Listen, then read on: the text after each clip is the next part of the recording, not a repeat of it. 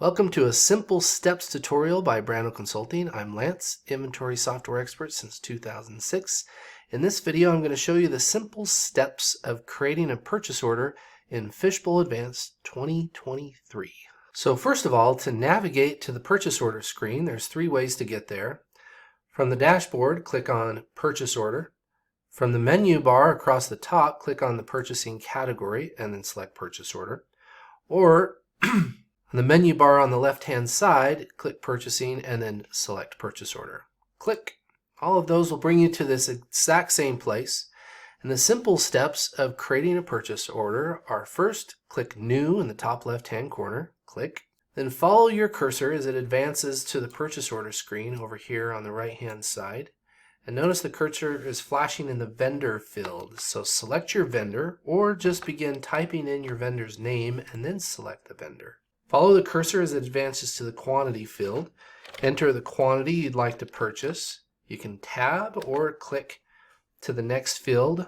Under the part, begin typing in your part number. Select the part and notice the cursor goes back to the quantity field again. You can type in your quantity, click tab, and begin entering your part number, and select tab to enter your part number, or click enter. Once again, enter the quantity, begin typing in your part number, and notice the highlight of the part.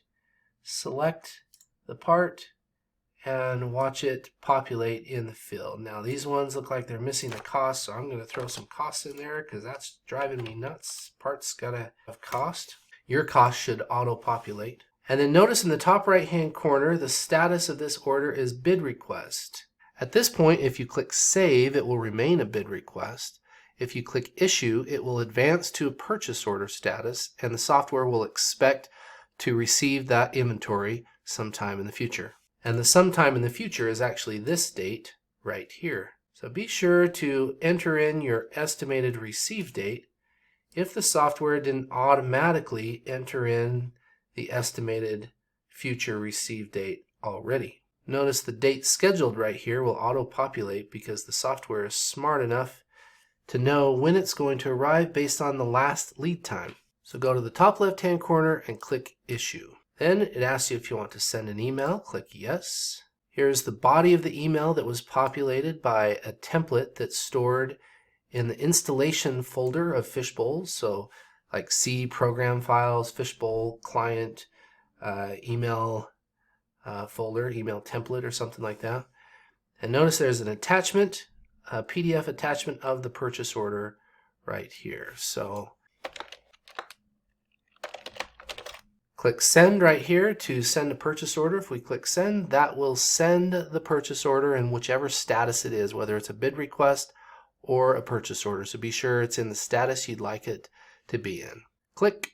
All right, let's walk through those simple steps one more time. Click New, select the vendor, put in quantity, put in the products, repeat quantity, products, quantity, products, quantity, products, and then click Issue, click Send an email, and you're done. Watch it one more time, and then you give it a try. Top left-hand corner, click New, click, enter the vendor name, enter the quantity, select the part, repeat for every part you'd like to purchase, make sure it's got cost, go to the top left-hand corner and click Issue. Remember, it's not actually a purchase order until you click Issue. Click Yes right here for Send Email. Click. That'll bring us the email body, the attachment of the PO. Normally it would auto-populate a to email address right here. And here's all the email addresses, the company we can send it to. We'll select the fake sample company. And once we click Send, it will be sent if your email is all set up right. So click.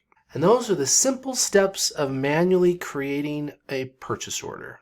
Be sure to watch the video on how to automatically create the purchase order. And most importantly, leverage the tools in the software that look at your lead time, your use rate, your reorder points, your outstanding purchase orders, outstanding work orders, outstanding sales orders, basically your forecasted quantity on hand or your future scheduled quantity on hand, and actually recommends quantity for you to purchase from the vendors that you previously deemed as your preferred vendors, and will even help you create purchase orders. Very powerful tool. Be sure to watch that video featuring the Auto PO feature. If this video was helpful, be sure to like and subscribe to see more videos like this. Any questions or comments, please comment below.